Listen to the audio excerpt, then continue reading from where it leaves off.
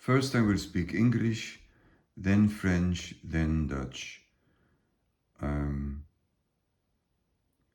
This booklet was made by Anne Wenzel, a Dutch artist whom I met for the first time in 2007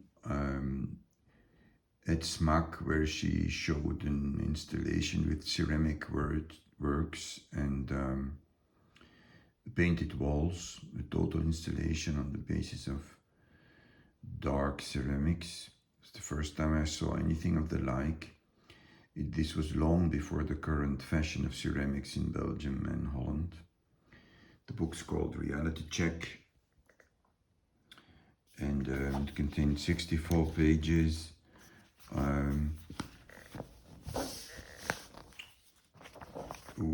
Which, let's say, with images that I have put in a certain sequence, and then Anne has given me some feedback and also has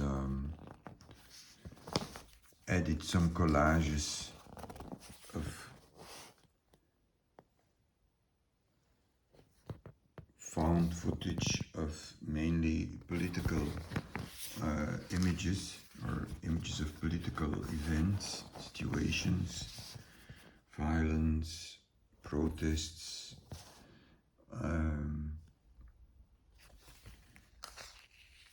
which obviously she wanted to put into relation with her work that is highly political in nature, and at the same time formally renewing and astonishing technically.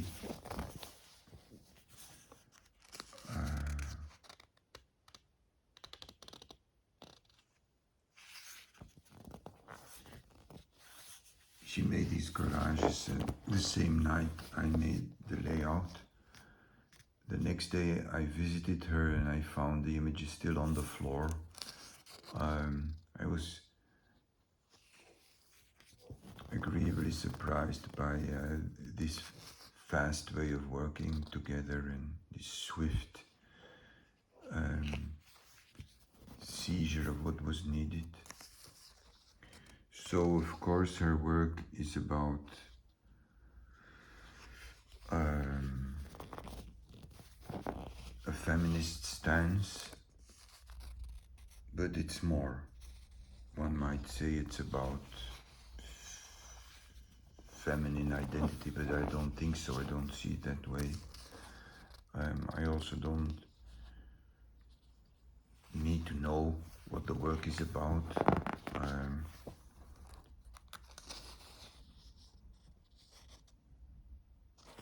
I think one recognizes Jeanne d'Arc-like figures or power figures when men are concerned. Here, this is Anne Wenzel spraying paint on the walls of a museum.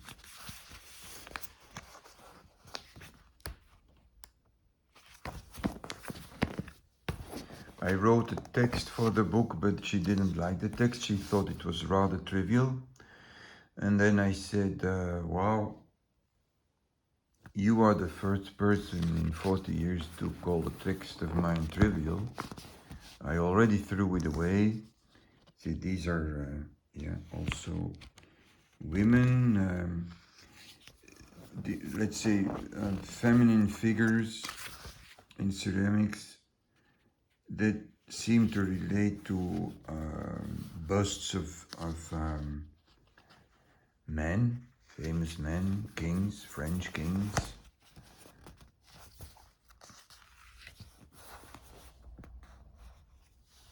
A kind of wreath, a gigantic mourning wreath, one might say, ruins, and then the images of riots. Maybe this is a refugee camp, I don't know. Political situations that fire her,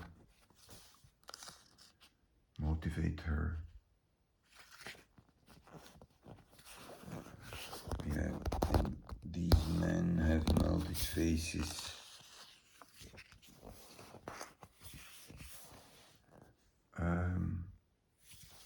Yeah, she thought my text was trivial. My text doesn't exist anymore, I think. But then we worked together to create the only text present, and it was this one. And it came into being because I think our society is going to the dogs because of the manager culture since the 80s. This dream of efficiency, which denaturates everything, slows down everything, overregulates everything, and this culture creates a kind of what I call a mushroom of useless busybodies that are always between the decision makers and the people that need help or the people that do the real thing. So because the managers have gone to university and don't know how to do anything with their hands, they just block everything, chasing their dream of efficiency, and the result is a world that always gets uglier, uglier and uglier, in which you can do less and less and less, unless you have an enormous willpower and work 10 times harder than needed, overcoming all the obstacles they create out of arrogance, really. Total emptiness. This happens at universities, it happens at academies, it happens in hospitals, in police stations. Everywhere these fucking people disturb everything. So fuck the dictator, fuck the manager, and long live autonomy. Trust. One has to trust people, have faith in people, and not dominate and regulate them and prescribe them what to do and how to do it and all this other bullshit, which in reality makes the world far less efficient because everybody gets demotivated and loses any sense of pleasure, which is a real motivator. Pleasure and the desire or the wish to make other people as happy as you can be. Voilà un petit livre que j'ai fait avec l'artiste Anne Wenzel. C'est une femme que j'adore, que j'ai rencontrée pour la première fois à la SMAC en 2007, lorsqu'elle a montré là une installation avec des céramiques, une installation avec des murs peintes. Elle m'a tout de suite fasciné, je la trouve, oui, très impressionnante. Et voilà, son œuvre a continué à évoluer pendant 20 ans. C'est une œuvre politique, mais aussi formellement et techniquement époustouflante. Ça parle de la... C'est une féministe, bien entendu, ça parle de la position de la femme dans la société, dans le monde de l'art. Moi, j'ai créé la séquence des images. Elle a ajouté les collages d'images politiques,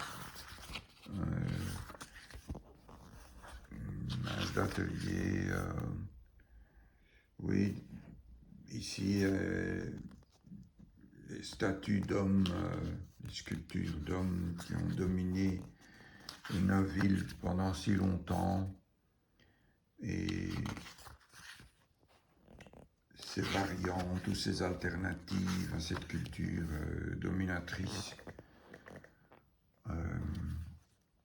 C'est une œuvre de révolte, c'est une œuvre punk. On était en train de manger, j'avais écrit un texte pour elle qu'elle trouvait banal, Je l'ai félicité d'avoir dit cela parce que personne ne m'a jamais dit qu'un texte moi était banal. Donc j'étais réjoui. Comment on dit ça? J'en étais très content. Et à un moment donné, je dis, mais toi, tu es punk? Elle dit, ah oui, bien entendu. Elle dit, fuck the dictator, long live autonomy. Et alors, j'ai proposé comme texte ces deux phrases punk et ma phrase à moi qui dit que